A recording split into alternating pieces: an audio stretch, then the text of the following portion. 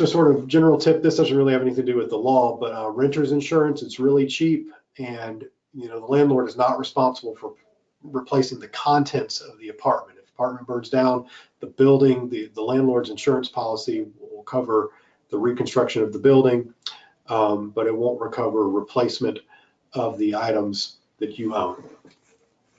And of course, roommates, you can split the costs, but if you have a roommate that acts up, that doesn't act right, their actions can have a fallout on the entire unit, everybody who's living in that unit. So just be wary of that.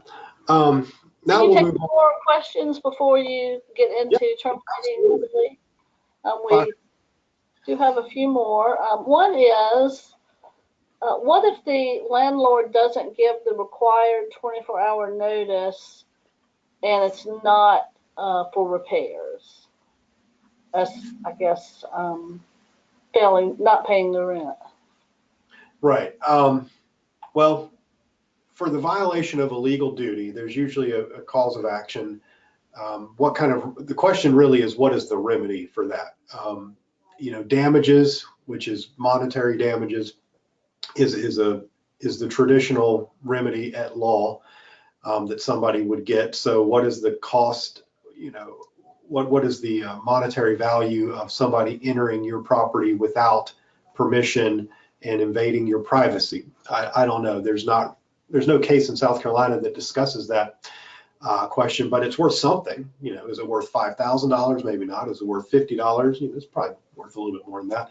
So you may be able to bring a lawsuit for damages, or a lawsuit asking the magistrate to enjoin the landlord from doing that. In cases where we see allegations of unauthorized entry, we run into a lot of issues of proof. What's the proof of that? You may suspect that somebody has entered, something may be misplaced, maybe, I don't know, something on the counter seems to have moved somewhere else. But is that, when we look at it as a lawyer, we think, okay, is a magistrate or a jury going to be convinced that this actually happened? So we run into a lot of issues of proof there, and you just want to make sure that you can prove what the allegations are. Okay, and when you refer to the landlord, will that also include, by extension, someone doing repairs, like a plumber or another repair type of subcontractor? Yeah, I think anytime the landlord or the landlord's agent or contracted agent, in this case, enters your apartment, you are entitled to the notice. You have a legal entitlement to that notice. The remedy of what's the consequence of somebody not living up to that notice,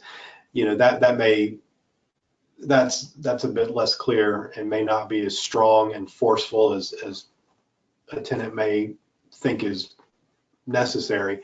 But I mean, you do have a legal right to at least 24-hour notice. Of course, if you ask the person to come over and make the repair, that may be a different story. But if it's out of the blue, unknown to you, that shouldn't be happening.